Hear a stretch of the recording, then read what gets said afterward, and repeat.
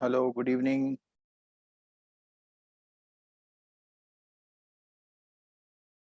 मेरी आवाज़ आ रही है आप तक? Yes sir. Yes sir. चलिए, बहुत बढ़िया। शुरू-शुरू में थोड़ा-सा आपको दिक्कत होगी सेटलमेंट में, क्योंकि ये क्लासेस हमारी लगातार चलेंगी और हमारा एग्ज़ाम नवंबर और दिसंबर में है। आप समझ लीजिए कि जुलाई, अगस्त, सितंबर, अक्टूबर और नवंबर भी, तो 4 एंड हाफ मंथ है हमारे पास। पूरा कोर्स कवर करना है हमको और एग्ज़ाम टाइम में थोड़ा-सा रिवीजन भी करना है। कंटिन्यूअस अगर आपको बैंक में समय नहीं मिलता है, आप नहीं पढ़ पाते, तो कम से कम ये रूटीन ज़रूर बना लें। और जो लोग थोड़ा-सा और एक्स्ट्रा एफर्ट डाल सकते हैं, तो जो भी रात को पढ़ा है, वो विदिन 3 डे एक बार रिवाइज़ ज़रूर करें। रिवाइज़ करने का तरीका क्या है कि आपने बुक खोली और जब-जब हमने जो-जो बातें बताई थी, वहाँ-वहाँ उस पैराग्राफ पे थोड़ा-सा रिकॉल करने की कोशिश करी कि इसमें क्या बताया था, ठीक है? बहुत समय है, प्रॉपर है, अगर आप प्रॉपरली रहते हैं तो, और नहीं रहते हैं तो समय तो कभी रहेगा ही नहीं, ठीक है? तो लास्ट क्लास में हमने क्या पढ़ा था? सबसे पहले हमने बताया था कि पॉपुलेशन और सैंपल क्या होती है। जिन लोगों ने लास्ट क्लास नहीं ली, आज इनकी पहली क्लास है, उनसे रिक्वेस्ट है कि पहली क्लास को ज़रूर देख लेना। ये बिज़नेस मैथमेटिक्स का जो मॉड्यूल है, 25 मार्क्स के लगभग दे देता है अगर आप ढंग से करके जाएँगे। तो इसमें हमने बताया था कि पॉपुलेशन होती है और पॉपुलेशन में से हम लोग क्या निकालते हैं? सैंपल निकालते हैं। पॉपुलेशन है, पॉपुलेशन में हमने एक सैंपल निकाला हुआ है। पॉपुलेशन के नंबर को एन, उसके मीन को म्यू और स्टैंडर्ड डेविएशन को सिग्मा बोलते हैं। सैंपल के मीन को एक्स बार और स्टैंडर्ड डेविएशन को स्मॉल एस से रिप्रेजेंट करते हैं, ठीक है? फिर हमने देखा था कि सैंपलिंग जो होती है रैंडम और नॉन रैंडम होती है। इसको हम बोलते हैं रैंडम और नॉन रैंडम का नाम क्या है? नॉन रैंडम का नाम जजमेंटल। जजमेंटल। यानी रैंडम ना लेकर के हमने कोई जजमेंट लगाया। ऐसा करते हैं कि यहाँ से 5 बच्चों को ले लेते हैं, ऐसा करते हैं कि एक उस कोने में से ले लेंगे, बात खत्म। मतलब कोई ऐसी चीज लगा दी जिससे सबके प्रोबेबिलिटी जो थी चुने जाने की, यानी उसको लेने की प्रोबेबिलिटी में डिस्टरबेंस आ गई, ठीक है? तो 2 तरह की सैंपलिंग है, नॉन रैंडम जिसको हम जजमेंटल बोलते हैं और दूसरी हमारी है रैंडम जिसको हम प्रोबेबल सैंपल भी बोलते हैं। क्यों बोलते हैं? क्योंकि इसमें सबके ऑप्ट होने के चांसेस होते हैं, ठीक है? अब उसके बाद हमने बायस सैंपल पढ़ा, यानी कोई जब सैंपल लेने जाता है उसके मन में पहले से ही कुछ विचार ना हो उसके प्रति। वो बिल्कुल ब्लैंक होना चाहिए, उसे तो बस चाहिए किसी तरह भी मैं डेटा लेके आऊँ और रिजल्ट दूँ मैं, ठीक है? फिर हमने रैंडम सैंपलिंग के 4 टाइप पढ़े थे। सिंपल रैंडम, जिसमें हम विदाउट रिप्लेसमेंट और विद रिप्लेसमेंट के कॉन्सेप्ट को सीखा था हमने, जिसमें हमने विदाउट रिप्लेसमेंट का मतलब है कि अगर पॉपुलेशन में से किसी को एक बार पिक कर लिया, तो उसको दूसरे बार नहीं पिक कर, वो बाहर चला गया, ठीक है? और सैंपलिंग विद रिप्लेसमेंट क्या होती है? जिसमें हमने किसी को चूज़ किया, लेकिन वापस फिर उसको उसमें रहने दिया, जिससे कि दोबारा भी चुना जा सके अगर ज़रूरत हो। और थोड़ा-सा प्रोबेबिलिटी का कॉन्सेप्ट दिया था। प्रोबेबल रैंडम सैंपलिंग का एग्ज़ाम्पल दिया था, कोई भी रैंडम नंबर थे, उन रैंडम नंबर में कोई भी नंबर बोलने पे, जैसे मान लें 96 बोला, 96 यहाँ पर आ गया, ये 96 हो गया, ठीक है? ऐसे ही मान लिया 99 बोला, 70 बोला, तो इस तरह से ये पूरे नंबर्स जो हैं, कोई भी नंबर थे यहाँ पर ऑप्ट करके हमने कुछ भी ऑप्ट करना था, ठीक है? सिस्टमैटिक सैंपलिंग बताया था जहाँ पर एक प्रॉपर गैप हो। अब ये 3 वर्ड ध्यान रखना, at a consistent level that is measured in time, order and space. Time का मतलब हर 2 घंटे बाद, ऑर्डर का मतलब हर 5वां व्यक्ति जो मिलेगा उससे हम पूछेंगे, स्पेस का मतलब हर 2 किलोमीटर में जो घर आएगा उससे पूछें, ठीक है? तो सिस्टमैटिक में एक छोटा-सा क्राइटेरिया फिट कर देते हैं, ठीक? उसके बाद स्ट्राटा और क्लस्टर। हमने ये भी बताया था, स्ट्राटा और क्लस्टर एक क्वेश्चन है, हमेशा इसमें से क्वेश्चन पूछा जाता है और इसको आपको समझना ज़रूरी है, ठीक है? स्ट्राटा की खासियत क्या होती है? ये जो एस है, इसके जो अंदर के लोग हैं, वो कैसे होते हैं? होमोजीनियस। होमोजीनियस होते हैं। स्ट्राटा के अंदर जो भी लोग हैं वो एक ही कैटेगरी के, एक ही आंकड़ों वाले लोग होते हैं, लेकिन एक स्ट्राटा और दूसरे स्ट्राटा के बीच में जो रिजल्ट आते हैं वो हेट्रोजीनियस होते हैं। ठीक है, ठीक। मान लिया S1 का एवरेज इनकम आ रहा है 5,000, ठीक है, और इधर S2 का आ रहा है 8,000, तो ये दोनों क्या हो गए? हेट्रोजीनियस है। मतलब एक S1 दूसरे S2 से डिफर कर रहा है एवरेज इनकम के मामले में, बट इसके अंदर जो लोग होंगे अधिकतर की 5,000, 5,500, 4,500 इस तरह से ही मूवमेंट करेगी। ऐसे ही 8 वालों की सैलरी लगभग 8 के आसपास मूव करेगी। ठीक है, फिर क्लस्टर में देखा था, क्लस्टर में क्लस्टर के अंदर के डेटा क्या होते हैं? हेट्रोजीनियस होते हैं। यानी 3 क्लस्टर अगर उठाएंगे तो तीनों क्लस्टर के अंदर अंदर हेट्रोजीनियस है। यानी एक क्लस्टर में अगर इनकम देखी तो 5,000 से लेकर के 20,000 तक आई, ऐसे ही इसकी आएगी, ऐसे ही इसकी आएगी। मतलब अंदर अंदर तो 5 से 20 आ रही है। ठीक है, अब 5 से 20,000 सैलरी का एवरेज निकाला, मान लिया 11,000 आ गया। ठीक है, ऐसे ही यहाँ पे इसका एवरेज निकाला तो इसका भी कितना आ गया? लगभग 11,000। ऐसे इसका भी निकाल तो इसका भी लगभग कितना आ गया? 11,000। तो आप देख रहे हैं कि क्लस्टर के मीन, दूसरे क्लस्टर के मीन और तीसरे क्लस्टर के मीन ऑलमोस्ट कैसे हैं? इक्वल है या होमोजीनियस। ठीक है, इतना हम लोगों ने कवर कर लिया था। अब आगे बढ़ते हैं। अब आता है कॉन्सेप्ट सैम्पलिंग का डिस्ट्रीब्यूशन। सैम्पलिंग डिस्ट्रीब्यूशन से मतलब क्या है? जब आप 10 सैंपल लेके आए, वो 10 डिफरेंट सैंपल की जो मीन है, उनकी मीडियन है, उनका मोड है, उनका स्टैंडर्ड डेविएशन है, अलग अलग आएगा। तो ये जो अलग अलग आ रहा है वो डिस्ट्रीब्यूशन कहलाता है, फैले हुए है, डिस्ट्रीब्यूटेड है। यानी अगर हमने एग्जाम्पल के तौर पर पॉपुलेशन का साइज क्या है यहाँ पे जरा बताना? 5। 5 है। ABCDE 5 लोग हैं, 5 लोगों का पॉपुलेशन का साइज यहाँ पर दिया हुआ है। ठीक है, अब इन आउट ऑफ 5 वो कहता है हमें 3-3 के सैंपल बनाने। कितने बनाने? 3-3 के सैंपल। तो सैंपल का साइज कितना लेना बताया उसने? 3 बताया। 3। तो एक बार 3 हम लेंगे A, B और C को। सेकेंड टाइम लेंगे A, B और D को। थर्ड टाइम लेंगे A, B और E को। 3 सैंपल हो गए। ऐसे ही ये हो गया, ऐसे ही ये हो, मतलब बहुत सारे कॉम्बिनेशन बन रहे हैं। बट ये कॉम्बिनेशन कैसे निकलता है हमने उस बार बताया था। कौन सा फॉर्मूला होता है इसका? 5 NCR। 5 से 3 NCR 5 से 3। तो ये फॉर्मूला आपका एक प्रोबेबिलिटी वाला टेबल है, वहां पर भी यूज होगा। 5C R, R का मतलब 3। हमारा सैंपल का साइज 3 है, पॉपुलेशन का 5 है, आउट ऑफ 5 हमें 3 के सैंपल बनाने हैं। तो अगर हम इसको देखते हैं तो इसका फॉर्मूला होता है फैक्टोरियल 5 अपॉन फैक्टोरियल 3 और 5 माइनस 3। ठीक है, अगर हम इसको थोड़ा सा सॉल्व करते हैं तो 5, 4, 3, 2, 1। 3 का मतलब 3, 2, 1 इंटू, और 5 माइनस 3 का मतलब 2 आ जाएगा, 2 इंटू 1। तो आप देखेंगे 3, 2, 1 कैंसिल हो गए, 2 से 2 तो कितना आ गया?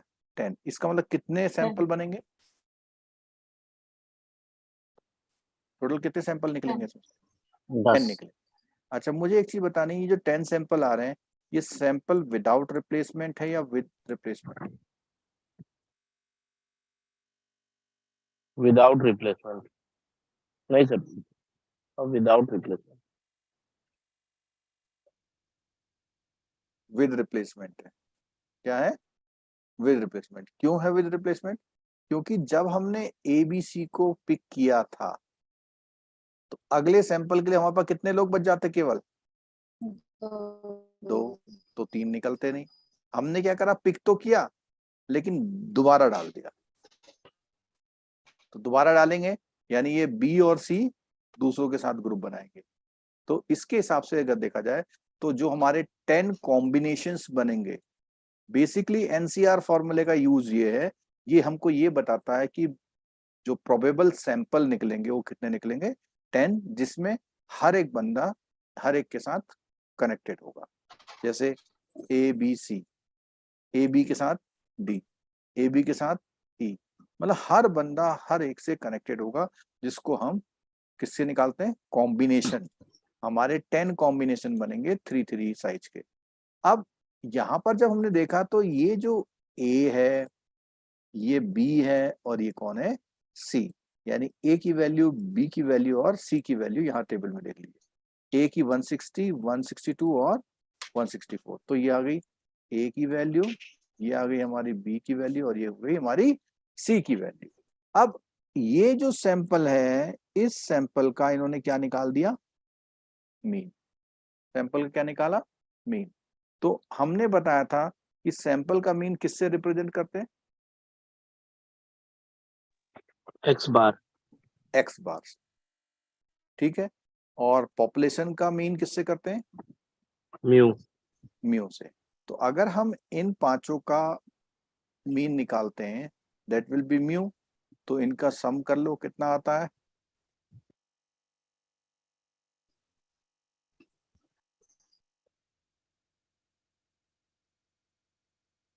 इतना डिवाइडेड बाई 5। ठीक है, तो क्या हो जाएगा, कितना आया, 162। 162.4। ये है हमारा म्यू, ये क्या है हमारा, म्यू है। ठीक है। अब हमने क्या करा कि हमने हर सैंपल का, एवरी सैंपल का मीन निकाला, सबका मीन निकाल लिया। तो क्वेश्चन हमारा ये था कि सैम्पलिंग डिस्ट्रीब्यूशन क्या होता है। क्वेश्चन क्या था, सैम्पलिंग डिस्ट्रीब्यूशन क्या होता है।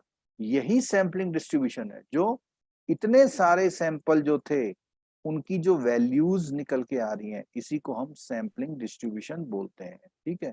और ये सारी वैल्यू किस चीज की है, सैंपल के मीन्स की है। तो सैंपल के मीन्स की जो वैल्यू है यहाँ पर हमारी, ये सारी वैल्यूज हमारी सैम्पलिंग डिस्ट्रीब्यूशन कहलाती हैं। और एक थ्योरी है यहाँ पर, अगर आप इन सारे सैंपल के मीन का अगेन क्या निकाल दें, मीन निकाल दें, अगेन क्या निकाल दें, मीन निकाल दें, अगेन अगर आप इसका मीन निकालेंगे तो ये मीन निकल के आता है 162.397। ठीक है, ये निकल के आता है। अब एक बात यहां बताने की आपको, देखो ये तो है एक्स बार। एक्स बार से मतलब X1 बार, X2 बार, X3 बार, X4 बार, X5 बार, X6 बार। यानी ये इतने सारे सैंपल हैं। सैंपल का मीन, पहले सैंपल का मीन X1 बार, दूसरे का X2 बार, तीसरे का X3 बार। हम अगर सबका मीन निकालते हैं तो मीन निकालेंगे तो वो निकल के आ रहा है 162.397। अब आप एक बार देखिए, अभी हमने यहाँ पर एक सैंपल का मीन निकाला, सॉरी पॉपुलेशन का मीन निकाला, वो कितना आया, 162.4। 162.4। ठीक है। और ये निकाला सैंपल का, तो ये भी कितना आ रहा है भाई, 397 को क्या लिख सकते हैं हम, 4 लिख सकते हैं। ठीक है। इसका मतलब क्या थ्योरी कहती है, अगर आपने सारे कॉम्बिनेशन सैंपल बनाए, उनके मीन का मीन निकाला, तो वो इक्वल होगा जो पूरी पॉपुलेशन के मीन के, वो इक्वल होगा पॉपुलेशन के मीन के। ठीक है। चलो अब आगे देखते हैं। यहां पर इन्होंने कहा, suppose we have to determine the proportion. अब ये एक वर्ड था, लास्ट क्लास में मैंने आपको बताया था प्रपोर्शन का मतलब क्या होता है। प्रपोर्शन का मतलब होता है जिसमें दो ही ऑप्शन मिले,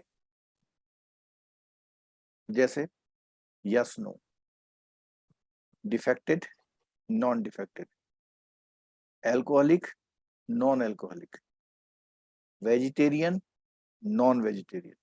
अगर हम पूरे 10,000 लोगों से मैं ये जानना चाहें कि कितने % लोग वेजिटेरियन है, तो हमें क्या करना पड़ेगा? आप लोग बताओ, थोड़ा सोच के बताओ।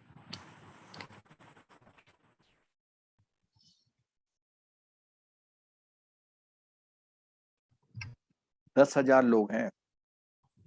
10,000 लोगों से हमें ये चेक करना है कितने लोग वेजिटेरियन हैं और कितने लोग नॉन वेजिटेरियन। क्या करेंगे बताओ?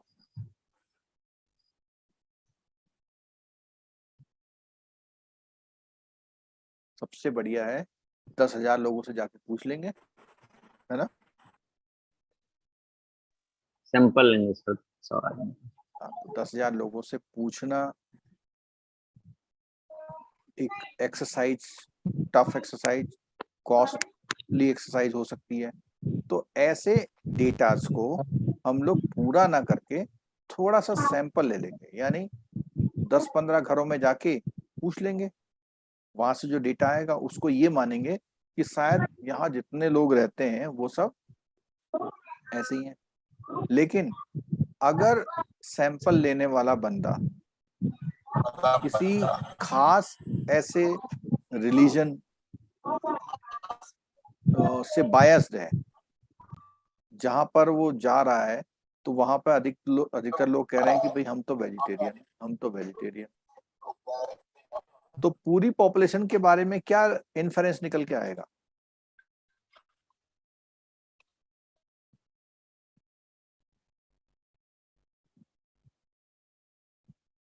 बोलो।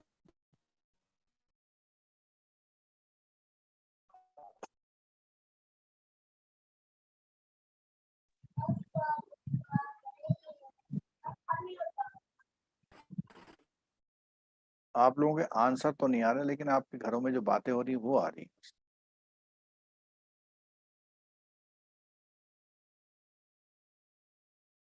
स्टार्टिंग शुरू करिए, चीजों को समझने की कोशिश करिए। मैं आप लोगों का जो पेपर एनालाइज किया ना मैंने, ये मैं गारंटी कह रहा हूँ कि जिसने ढंग से चीजों को सुना था उसके लिए पेपर टफ नहीं था, क्योंकि सब कुछ पढ़ा पढ़ाया आया, चीजें डिस्कस हुई हैं क्लास में प्रॉपर। अब वहां पर आप आंसर नहीं कर पा रहे हैं तो सिर्फ इसलिए कि कम से कम सुन तो प्रॉपर लो। आप नोट्स मत बनाओ, रिवीजन मत करो, लेकिन सुन लो प्रॉपर। तो हम बात कर रहे थे कि हमें वेजिटेरियन नॉन वेजिटेरियन चेक करना है 10,000 लोगों में से। तो हम लोगों ने 100 लोगों से पूछ लिया, उस पे जो डेटा आया उसी को हमने किया। तो अगर हम 100 लोगों से केवल ड्यूप्लेक्स डेटा पूछ रहे हैं जिसमें वेज और नॉन वेज, यही तो पूछना हमें। तो वेज नॉन वेज में क्या होगा? तो वहां पर कुछ लोग कहेंगे हम वेज हैं और कुछ लोग क्या कहेंगे, हम लोग नॉन वेज हैं। अब नॉन वेज या वेज जो भी कह रहे हैं, तो इसको हम बोलते हैं प्रपोर्शन। क्या बोलते हैं? उसने कहा we have to determine the proportion of sugar plant in the plantation affected by pest disease, यानी कीड़ों से कितने अफेक्टेड प्रपोर्शन है। तो उन्होंने कहा साहब, जब उन्होंने 100 का सैंपल लिया, 100 प्लांट में चेक किया, पता लगा उसमें से 62 प्लांट कैसे आ गए, इन्फेक्टेड आ गए। अगर 62 पॉइंट प्लांट इन्फेक्टेड आ गए, तो बाकी कितने रह गए जो नॉन इन्फेक्टेड हैं?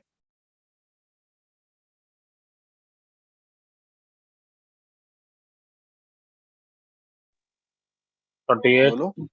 38 रह गए। ठीक है, क्योंकि हमने डेटा 100 का लिया है, तो हमारे लिए परसेंटेज में भी इसको एक्सप्लोर किया जा सकता है, या हम ऐसा भी कह सकते हैं कि the probability of proportion of infected plant, कितनी है प्रोबेबिलिटी उसकी? 62%। नहीं, परसेंट तो हमारा परसेंटेज में आ गया, लेकिन प्रोबेबिलिटी हम लोग किस में वो डिनोट करते हैं? फ्रैक्शन। प्रोबेबिलिटी हम किस में करते हैं? फ्रैक्शन में। तो हम बोलेंगे फ्रैक्शन में 0.62 प्रोबेबिलिटी है, और इसकी ज्यादा प्रोबेबिलिटी है। क्या है? 0.3 है। 62। हाँ, ठीक है। कौन? तो हाँ, ये जो चीज आ रही है, ये कौन से वाले कॉन्सेप्ट में आ रही है? प्रपोर्शन के। आपके बुक में एक न्यूमेरिकल है इसका, जब हम एस्टिमेशन वाला टॉपिक करेंगे तो ये प्रोपोर्शन वाली बात वहां पर निकल के आएगी। तो एक तो उसने ऊपर बताया क्या कि आपने 5 लोग थे, 5 में से 3 सेलेक्ट किए, उनका सबका सैंपल निकाला, तो इसी को हम लोग डिस्ट्रीब्यूशन ऑफ सैंपल मीन बोल रहे हैं। ये देखो क्या बोल रहे हैं यहाँ पे, डिस्ट्रीब्यूशन ऑफ सैंपल मीन। क्यों बोल रहे हैं? क्योंकि ये जो डेटा आया है वो किससे निकल के आया है? Or distribution of sample means, sample के मीन्स की वेरियस वैल्यूज हम लोग डिस्ट्रीब्यूशन करते हैं। वेरियस वैल्यूज को क्या बोलते हैं हम लोग? डिस्ट्रीब्यूशन बोलते हैं। ठीक है, this distribution has a mean, और इस डिस्ट्रीब्यूशन का भी मीन है, तो हमने निकाला इतना आया, और वो किसके इक्वल निकला? जो हमारी पूरी पॉपुलेशन के मीन के बराबर थी। अब जब हम बात कर रहे थे प्रपोर्शन की, प्रपोर्शन में देखा हमने कितने इन्फेक्टेड प्लांट हैं कितने नहीं है, तो इसने बोला if we plot a probability distribution of the proportion of infected plant in all these sample, we would see a distribution of the sample proportion। तो हमने कहा कि जो भी हमने सैंपल से निकाला, क्या प्रोपोर्शन, कौन सा प्रोपोर्शन निकाला? इन्फेक्टेड प्लांट का। ठीक है, और इसने एक बात बोला कि इन सैंपल्स ऑफ 100 प्लांट, अब यहाँ पे सैंपल्स लिखा है, क्या लिखा है इसने? सैंपल नहीं लिखा, क्या लिखा हुआ है?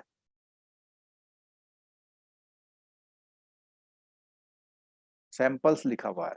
इसी तरह से जैसे यहाँ पे कितने सैंपल लिए इसने, कितने सैंपल लिए? ऊपर कितने सैंपल ले रखे हैं? 10। 10। और एक सैंपल का साइज कितना है? 3। 3 है। 3 सैंपल साइज के 10 सैंपल लिए। यहां पर क्या किया इसने? 100 सैंपल साइज के कितने सैंपल लिए? ने कहा in samples of 100 plants taken from a very large population, we have taken a large number of these 100 item samples.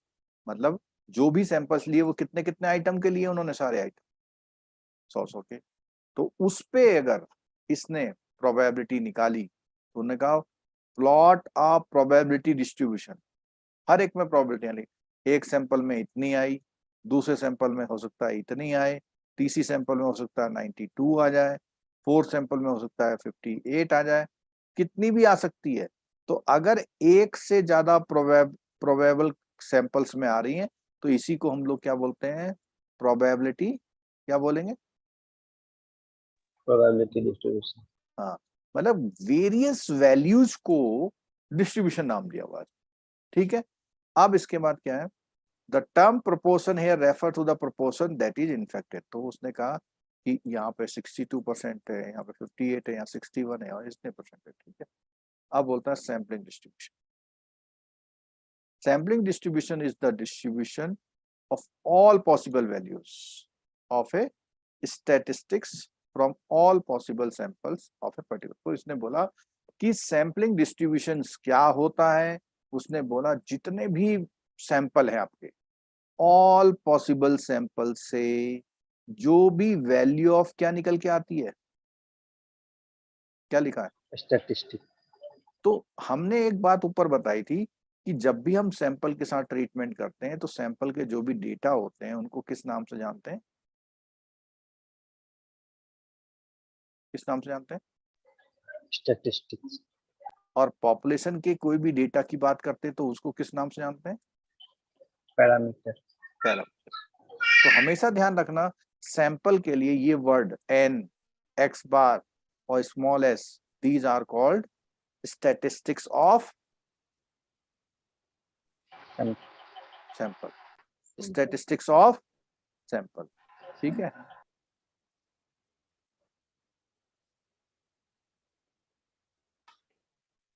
तो यहां पर कुछ और एग्जांपल दिया इसने। इसने क्या एग्जांपल दिया?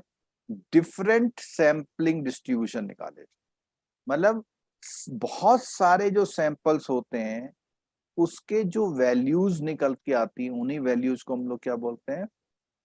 डिस्ट्रीब्यूशन बोलते हैं। ठीक है, अब पॉपुलेशन, पॉपुलेशन का मतलब हमने बताया था कि जरूरी नहीं कि लोगों की जनसंख्या है, पॉपुलेशन का मतलब लोग, आइटम, इवेंट, ठीक है, ये सब हमारे जो होते हैं उसमें होते हैं, ठीक है। ठीक, फिर जो है तो यहाँ पर सैंपल किसको बोला, उसने कहा कि 1 लीटर कंटेनर, एक एक लीटर के 10 कंटेनर निकाले, यानी कितने सैंपल हो गए, 10। सैंपल का साइज क्या हो गया, 10। 1 लीटर। 1 लीटर, क्योंकि यहाँ नंबर नहीं है, ठीक है।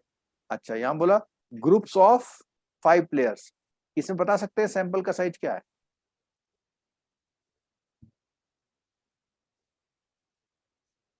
5। 5 है, क्योंकि एक बार में कितने लोग उठा रहे हैं आप, 5, 5 लोग। ठीक है। लेकिन यहाँ पे कितने सैंपल हैं ये बता रखा है क्या, नहीं। नहीं बता रखा, ठीक है। अच्छा, अगला है 50 ऑफ ईच पार्ट, ठीक है। अब जब भी ऐसा आए तो ये किस वाली कैटेगरी में आ जाता है, प्रपोर्शन। यानी एक मोटरसाइकिल है, मोटरसाइकिल में टायर होता है, ठीक है, टायर के ऊपर यहाँ पर हैंडल होता है, हैंडल के ऊपर यहाँ टैंकी होती है, फिर यहाँ पे दूसरा टायर होता है, यहाँ पे सीट होती है, तो फिर यहाँ पे चेन वगैरह होती है। तो वो ये कह रहा है कि जब सैंपल वो ले रहा है तो हर पार्ट में से कितने उठा रहा है वो, जैसे कंपनी ने यहाँ पे टायर बनाए 10,000, कितने बनाए, 10,000, तो 10,000 में से कितने उठाने की बात कर रहा, 50। 50। 50, 50। ठीक है।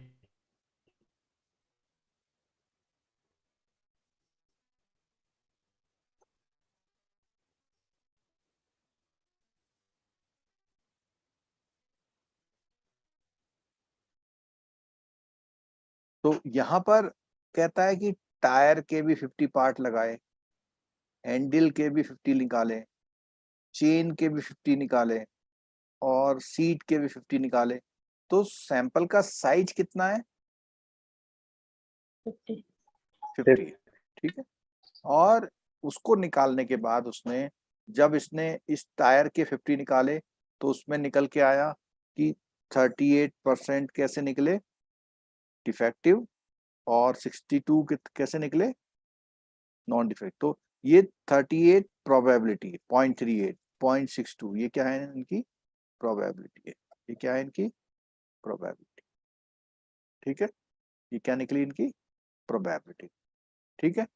अच्छा, अब यहाँ पे देखिए कि अगर आपने सैंपल ये ले लिया तो सैंपल से कुछ भी निकलेगा, उसको हम सैंपल की क्या बोलेंगे, स्टैटिस्टिक्स।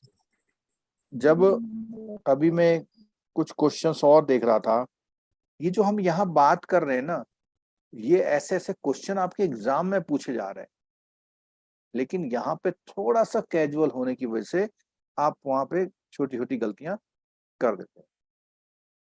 तो सैंपल का जो भी डिस्कशन करेंगे उसको हम सैंपल की क्या बोलेंगे, स्टैटिस्टिक, ठीक है। अब क्या निकाला इसने, मीन। मीन। अगर मीन निकाला है तो इसको हम बोलेंगे सैंपल की स्टैटिस्टिक्स। क्या निकाला, मीन किस चीज का निकाला, 1 लीटर पानी में कितने मरकरी का पार्ट निकल के आता, पर मिलियन पार्ट ऑफ वाटर में कितने पार्ट क्या निकली, मरकरी। तो जो वाटर पॉल्यूटेड होता है उसमें मरकरी का पार्ट होता है, ठीक है। अच्छा, अब क्या बोलता है, सैम्पलिंग डिस्ट्रीब्यूशन हमने समझा था, क्या होता है सैम्पलिंग डिस्ट्रीब्यूशन, जितने भी sampling distribution of the mean, ये जितने भी मीन निकले, कितने मीन निकलेंगे जरा बताना, 10। 10 निकलेंगे, क्योंकि आपने 10 इवेंट करे, 10 सैंपल लिए हुए, तो उतने ही मीन निकलेंगे। तो जितने मीन निकलेंगे उसी को हम डिस्ट्रीब्यूशन बोलते, सैंपल से कितनी सारी वैल्यूज आई उसको डिस्ट्रीब्यूशन बोल रहे हैं। और यहाँ पे ग्रुप ऑफ 5 प्लेयर में इसने स्टैटिस्टिक्स कौन सी यूज करी है, Median. मीडियन की करी है, ठीक है। तो यहाँ पर जो सैम्पलिंग डिस्ट्रीब्यूशन आएगा वो किसका आएगा? मीडियन का। मीडियन का। ऐसे ही यहाँ पर सैंपल में इसने डिफेक्टिव निकाले हैं, डिफेक्टिव प्रोपोर्शन निकाला है, तो sampling distribution of the proportion, कौन सा प्रोपोर्शन? जो डिफेक्टिव है। ये जो प्रोपोर्शन निकल के आएगा वो कौन सा निकल के आएगा? जो डिफेक्टिव, ठीक है। Each of the above sampling distribution can be partially described by the its mean and standard deviation. वो कहता है जो भी आपका सैम्पलिंग डिस्ट्रीब्यूशन है, जो भी सैम्पलिंग डिस्ट्रीब्यूशन है उसका आप क्या निकाल सकते हैं? उसके मीन निकाल सकते हैं या उसका स्टैंडर्ड डेविएशन भी निकाल सकते हैं, ठीक है। अब बहुत इंपॉर्टेंट चीज है, अगर मैं ये कहता हूं कि आप ये चीज समझ रहे हैं तो आपके आगे 2-3 क्लासों के कॉन्सेप्ट ठीक हो सकते हैं। इसको बोलते हैं कॉन्सेप्ट ऑफ किस चीज का? Standard error. Concept of standard error, ठीक है। ये जो लोग अभी क्लासेस में लापरवाही कर रहे हैं उनको दिक्कत होगी आगे चलकर। तो जो लोग भी आज क्लास में, ऐसा ना हो कल वाली क्लास में आप चले जाएं दूसरे आ जाएं, ठीक है। ऐसा ना हो परसों तीसरे आ जाएं। तो कोशिश करिए किसी भी तरह से चला दीजिए, किसी भी तरह से बस कानों में आवाज आने दीजिए। अब हम बात करते हैं कॉन्सेप्ट ऑफ स्टैंडर्ड एरर, ठीक है। स्टैंडर्ड एरर स्टैंडर्ड डेविएशन होता है, पहली बात। स्टैंडर्ड एरर स्टैंडर्ड डेविएशन होता है, ठीक है। पर ये स्टैंडर्ड डेविएशन किसका होता है? पॉपुलेशन का नहीं। जो आपने सैंपल निकाले हैं ना उनके डेटा का, ठीक है। तो जैसे इसमें बोला हुआ है, इसने बोला standard deviation of the distribution of the sample mean. जो सैंपल के बहुत सारे क्या निकले थे? कितने निकले थे? ऊपर हम एग्जाम्पल में ले तो 10 निकले थे। जी। अगर उन मीन्स का क्या निकाल लें?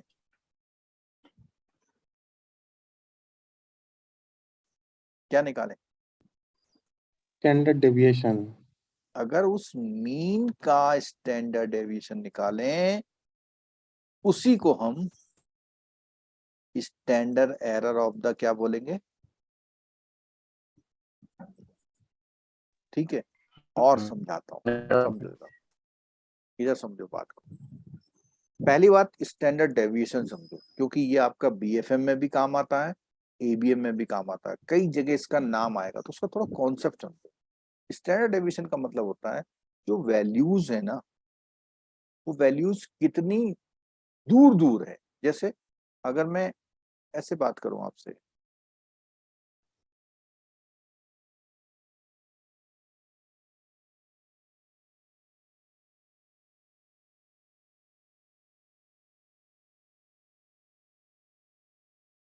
इसमें किसका स्टैंडर्ड डेविएशन ज्यादा है? फर्स्ट वाले का। फर्स्ट वाले मीन्स वो मीन वैल्यू से कितना ऊपर और नीचे। तो जिस पॉपुलेशन का स्टैंडर्ड डेविएशन कम होता है उसमें एक्यूरेसी निकलती है, और जिसमें स्टैंडर्ड डेविएशन बहुत कम ज्यादा होता है तो वहां पर एक्यूरेसी भी अच्छी नहीं आती है, ठीक है। अब एक एग्जांपल और लेता हूं। अगर मैं आपसे बात करूं आपके क्लरिकल लेवल पे जिनकी 5 साल की सैलरी है, 5 साल की सर्विस हो गई है, उनका स्टैंडर्ड डेविएशन ज्यादा होगा या कम होगा?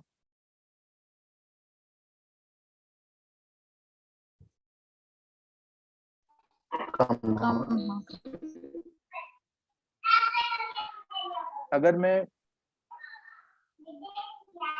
50 साल के लोगों के बीच में स्टैंडर्ड डेविएशन निकालूं जिनकी 20 साल की सर्विस है, 0 से लेके 20 साल की सर्विस में स्टैंडर्ड डेविएशन निकालो तो कैसा आएगा सैलरी में? ज्यादा है। ज्यादा आएगा, क्योंकि किसी की 40,000 है, किसी की 1 लाख भी है।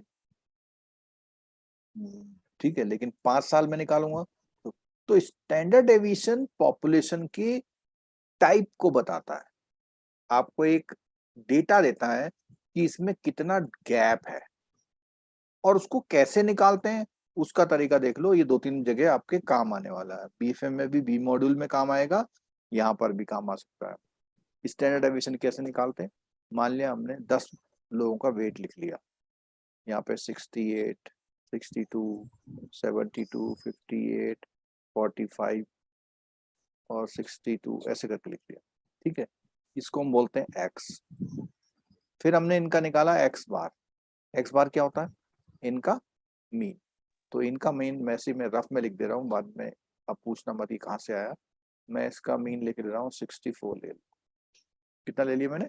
64। ठीक है, अब ये जो मीन है 62 कर लेता हूँ। ठीक है, तो अब ये जो मीन है हम क्या करेंगे, x माइनस एक्स बार, मीन्स एवरी x में से हम x बार को माइनस करें, एवरी x में से x बार को माइनस करेंगे।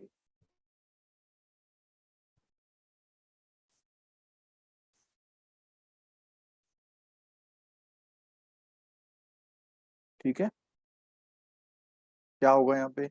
इसका आएगा हमारा 6, इसका 0 आएगा, इसका 10 आएगा, इसका हमारा 58 है तो -4 आ जाएगा, इसका हमारा -17 आ जाएगा, इसका हमारा 0 आ जाएगा। ठीक हो गया। अब हम इसको क्या करेंगे, स्क्वायर करेंगे।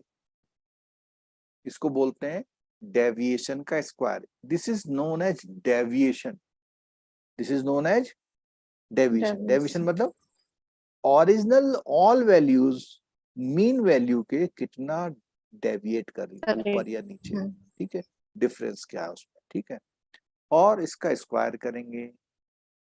इस मेथड को भी देख लीजिए, 2-3 जगह ये मेथड काम आता है। ठीक है, 17 का स्क्वायर क्या होता है? 369 होता है, कितना होता है?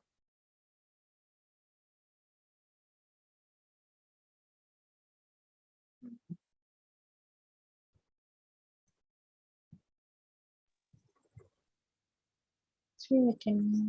289 Two होता है। ठीक, 289 आ गया। अब हम क्या करेंगे, इसको क्या करेंगे, सम कर लेंगे। तो जो सम आएगा उसे बोलेंगे सम ऑफ किसका, x माइनस एक्स बार के स्क्वायर का समेशन। ठीक है, ये आ गया। ठीक, अब हम क्या करते हैं, इसको डिवाइड करते हैं किससे, n से, और उसके बाद इसको क्या निकाल देते हैं, रूट। इसको हम लोग किस नाम से जानते हैं? आज तक अगर स्टैंडर्ड डेविएशन नहीं समझा तो आज समझ लो भाई।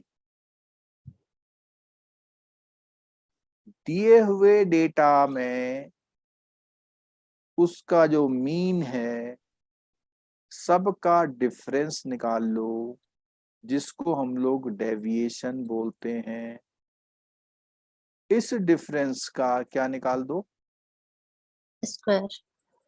स्क्वायर। इस डिफरेंस का क्या निकाल दो, स्क्वायर। डेविएशन का स्क्वायर, उसको n से डिवाइड, n का मतलब 1 2 3 4 5 6 आइटम। ठीक है, और उसका क्या कर दो, under root. This is known as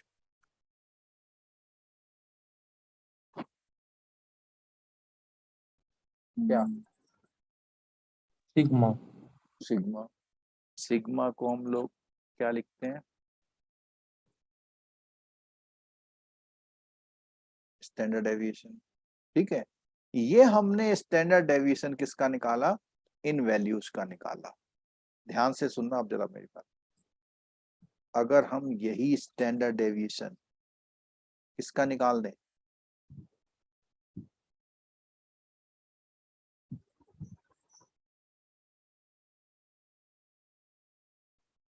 किसका निकाल दें?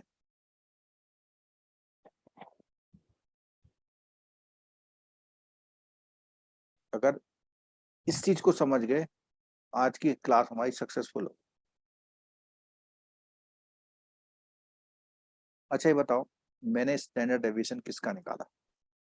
सिंपल डेटा का निकाला, लेकिन यही स्टैंडर्ड डेविएशन अगर हम किसका निकाल दें?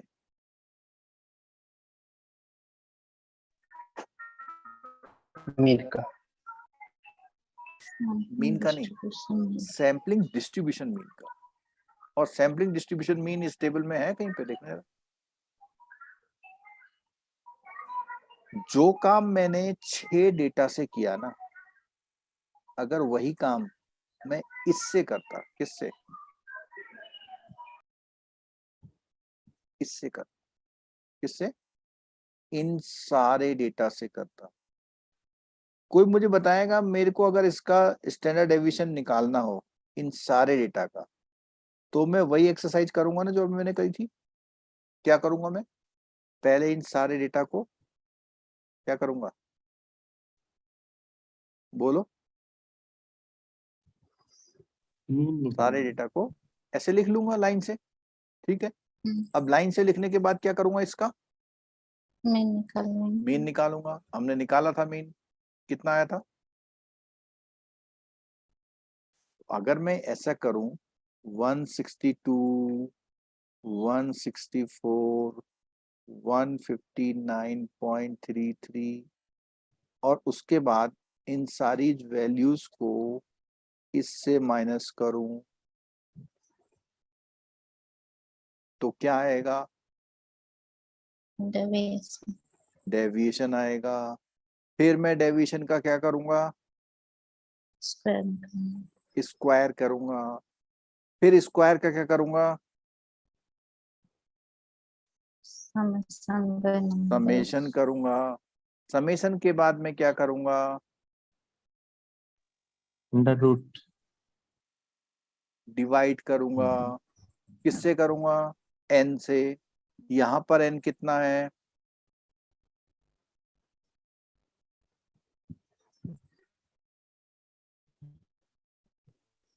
टेन।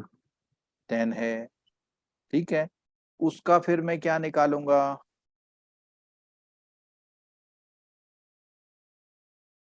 Under root. अगर मैं उसका अंडर रूट निकालता हूं तो जो वैल्यू आएगी वो मेरे को क्या कहलाएगी?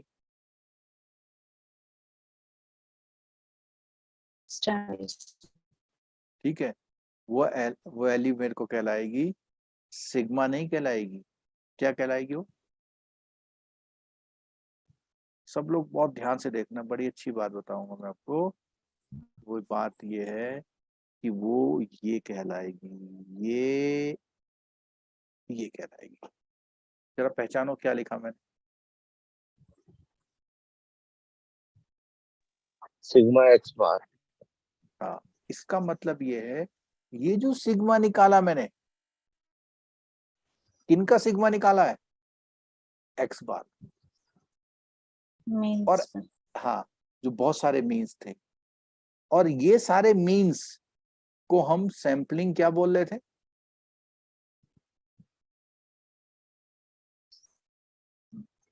सैम्पलिंग डिस्ट्रीब्यूशन अपनी। बिल्कुल। अगर हम सैम्पलिंग डिस्ट्रीब्यूशन के डेटा का यूज करके स्टैंडर्ड डेविएशन निकालते हैं, उसी को हम क्या बोलते हैं? Sampling distribution. उसी को हम बोलते हैं स्टैंडर्ड एरर। फिर एक बार और समझाता हूं। आपका सैंपल है, यहाँ पे दिख रहे हैं कितने सैंपल हैं? 10। उन सैंपल का हमने क्या निकाला?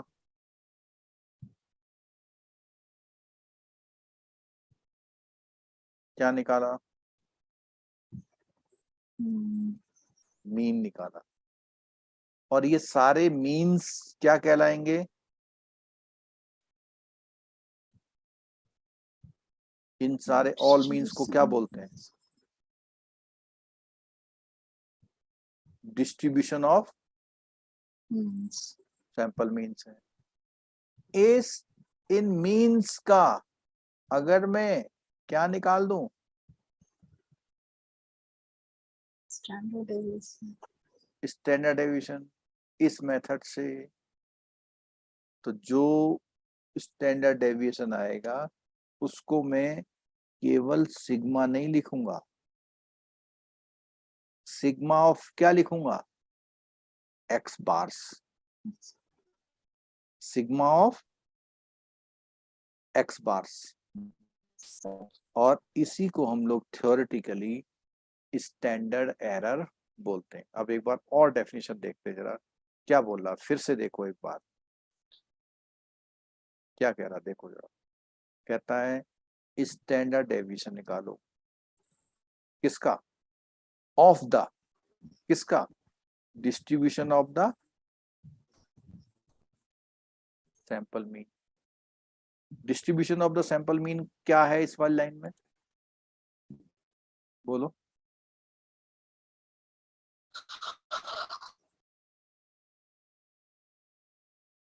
ये जो लाइन है लास्ट वाली, इस लाइन को हम लोग बोलते हैं sampling distribution of the mean. Different sample के मीन का डिस्ट्रीब्यूशन है। इसका अगर हम लोग स्टैंडर्ड डेविएशन निकाल दें, उसी को हम लोग क्या बोलते हैं? Call the standard error of the, क्या बोला? Of the mean. अब मुझे आप में से कोई बताए ऑफ द मीन क्यों बोला इसने? ऑफ द मीडियन क्यों नहीं बोला? ऑफ द मोड क्यों नहीं बोला? ऑफ द स्टैंडर्ड डेविएशन क्यों नहीं बोला?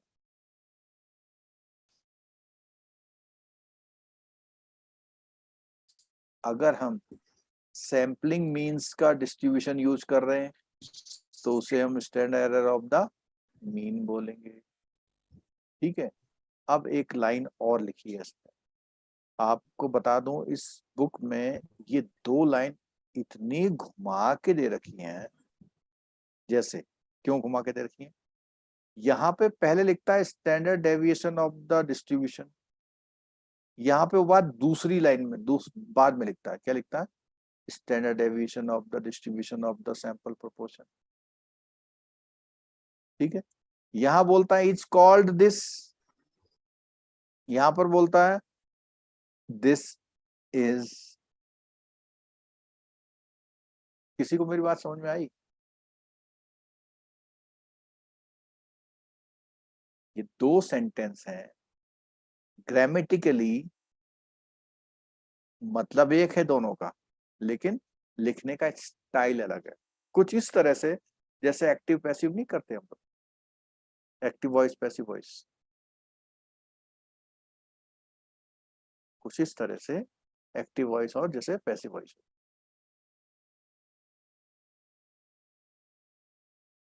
बोलो।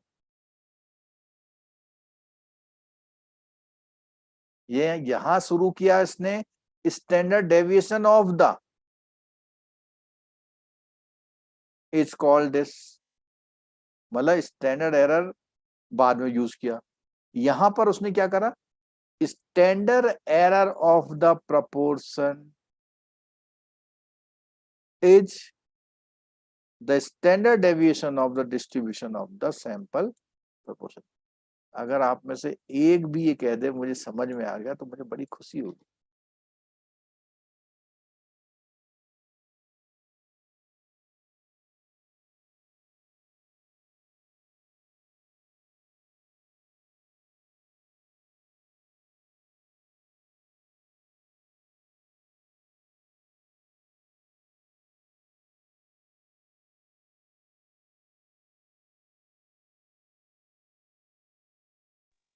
ग्रुप में तो बहुत लोग बोलते हैं कि मुझे भी ऐड कर दो, मुझे भी ऐड कर दो, सबको ऐड कर दिया।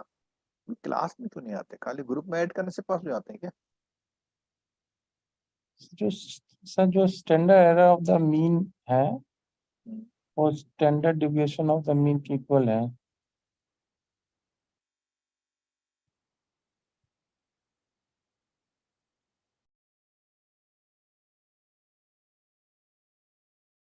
जो standard error of the mean है वो standard deviation of the sampling mean है। मीन्स स्टैंडर्ड एरर निकालने के लिए आपको डायरेक्ट वैल्यूज यूज नहीं करनी है। आपको कौन सी वैल्यूज यूज करनी है? किसकी वैल्यू यूज करनी है? डिस्ट्रीब्यूशन। किसकी वैल्यू यूज करनी है? डिस्ट्रीब्यूशन की। डिस्ट्रीब्यूशन से जो आपका स्टैंडर्ड डेविएशन निकलेगा, डिस्ट्रीब्यूशन के वैल्यूज से जो आपका स्टैंडर्ड डेविएशन निकलेगा उसी को हम स्टैंडर्ड एरर कहते हैं। और इसीलिए इसका जो सिंबल होता है वो ये होता है। ठीक है। और स्टैंडर्ड एरर कहती क्या है? स्टैंडर्ड एरर ये कहती कि आप जो भी रिजल्ट दोगे, जो भी गैस करोगे, जो भी प्रेडिक्शन करोगे, उसमें इतने की क्या रहेगी आपकी?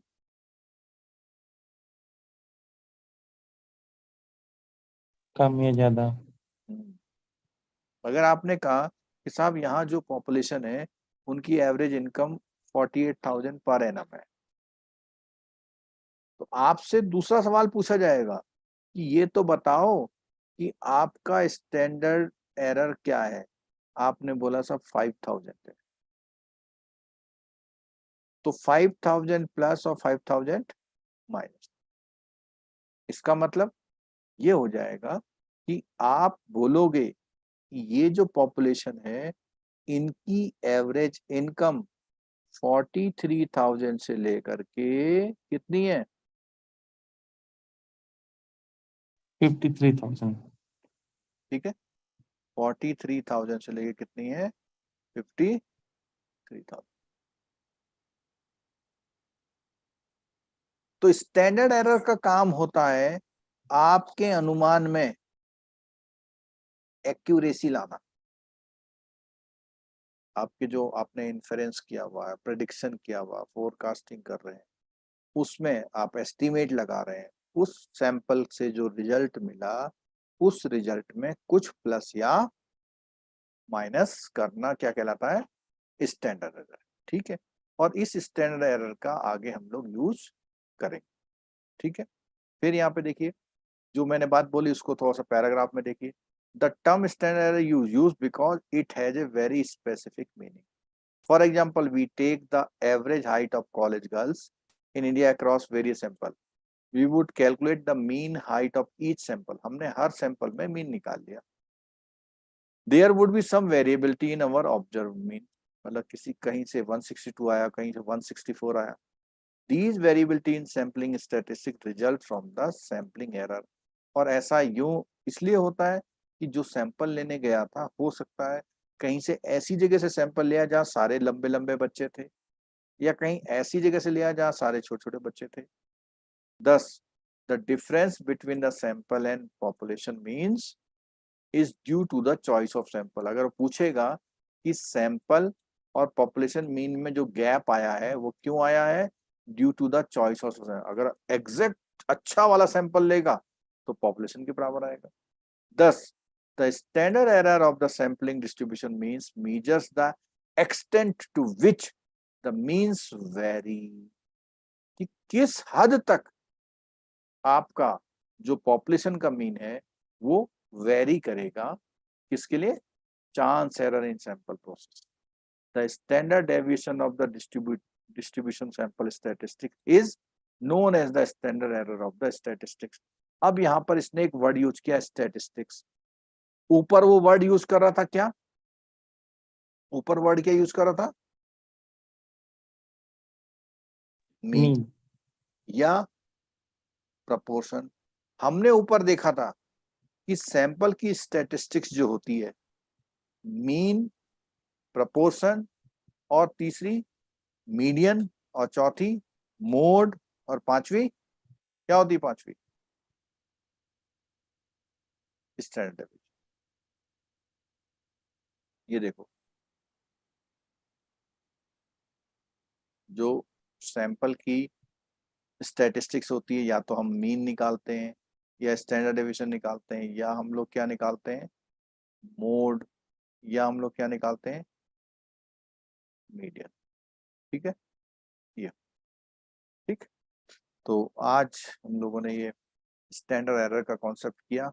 धीरे धीरे करके हम आगे बढ़ते जाएंगे, कोर्स बढ़ता जाएगा। अब रेगुलर क्लासेस होंगी, कभी अगर नहीं होनी होगी तो पहले हम बता देंगे। ठीक है, डेली 9:30 पे क्लासेस होंगे। अपने बॉडी को, अपने माइंड को इस तरह से थोड़ा सा प्रिपेयर कर लें क्या, जिससे हम क्लासेस को लगातार ले पाए और रेगुलर हम लोग क्लास वॉच कर पाए। ठीक है, चलिए, जितने भी लोग क्लास में थे थैंक यू सो मच, क्योंकि स्टार्टिंग में बहुत डिसिप्लिन में आने में बहुत कष्ट होता है, धीरे धीरे करके आप आ जाएंगे। ठीक सर है, हाँ बोलिए। सर एक चीज पूछनी थी कि जैसे आपने इसे सिग्मा यूज करा है, तो ये पॉपुलेशन के लिए था स्टैंडर्ड डेविएशन का जो सिंबल था, और अभी हम सैंपल का निकाल रहे थे स्टैंडर्ड डेविएशन, तो व्हाई डिडंट वी मतलब बहुत ऐसे अच्छा क्यों नहीं क्वेश्चन, किया फिर? बहुत अच्छा जेन्युइन क्वेश्चन पूछा है आपने। देखो, हम्म, हमारा जो ऊपर सैंपलिंग डिस्ट्रीब्यूशन था, हमने एक ऑब्जर्वेशन किया था कि सैंपलिंग डिस्ट्रीब्यूशन का जो मीन होता है वो किसके मीन के बराबर होता है, अच्छा, पॉपुलेशन उसके के मीन। पॉपुलेशन के सैंपल के मीन। मीन के बराबर। हाँ, तो अगर हम सारे डिस्ट्रीब्यूशन का यूज कर रहे हैं तो वो जो भी रिजल्ट देगा वो किसके रिजल्ट के बराबर देगा, मीन, पॉपुलेशन के। पॉपुलेशन के मीन। वो पॉपुलेशन को अच्छा रिप्रेजेंट करेगा। ठीक है, इसीलिए वहां पे अच्छा, सिग्मा यूज किया गया है। ठीक है, ओके। और एक्स बार का मतलब क्या है कि ये सिग्मा किन से निकाला हुआ है, एक्स बार का, और एक्स बार हमारी हाँ, क्या है, सैंपलिंग डिस्ट्रीब्यूशन है। तो सैंपलिंग अच्छा डिस्ट्रीब्यूशन के मीन का स्टैंडर्ड डेविएशन को हम स्टैंडर्ड एरर ऑफ द ठीक है, ठीक मीन है, बोलते हैं। ठीक है, ओके। और इसका यूज क्या होता है कि जो आपका पहला एस्टिमेट निकला है उस एस्टिमेट को क्या करता है, ये प्लस प्लस माइनस। माइनस करता है। ठीक है, ठीक। ठीक और है। एक बात और बोली इसने, a mean with a smaller standard deviation is better. Estimated then होता है। मतलब जो जो बंदा स्टैंडर्ड एरर बहुत छोटी सी लेके आ रहा है, हम्म, जिसके डेटा से स्टैंडर्ड एरर बहुत छोटी सी निकल के आ रही है, इसका मतलब उसके सैंपल कैसे हैं, अच्छा। अच्छे। ठीक है, हम्म, किनसे, ठीक है, जिनका हायर स्टैंडर्ड। जिसका हायर है। ठीक है, ठीक है, ठीक है। चलो ऐसे ही कोशिश करिए। देखिए, एक तो तरीका होता है कि 10 दिन पढ़ा और भगवान की विशेष कृपा रही तो आप पास हो गए, एक तो ये होता है। ठीक है, दूसरा ये होता है कि कॉन्फिडेंटली पढ़ो, समझो, और कल को जब चीफ मैनेजर एजीएम बनो तो इनका प्रयोग भी करो। ठीक है, और बहुत इंटरेस्टिंग है बिजनेस मैथमेटिक्स वाला मॉड्यूल, पूरे यूट्यूब चैनल में जिस तरह हम पढ़ाते हैं उस तरह कोई नहीं पढ़ाता। ठीक है, रटे रटाए क्वेश्चन कराते हैं सब जगह, लेकिन उसके पीछे की थीम, कॉन्सेप्ट कोई नहीं बताता, और अगर कोई बताता हो तो आप मुझे जरूर शेयर करिएगा। ठीक है, इसलिए जो है आप एंजॉय करो इस चीजों को, धीरे धीरे करेंगे, पूरा चैप्टर पढ़ेंगे, समझ में आएगा चीजों को तो अच्छा लगेगा आपको, है ना।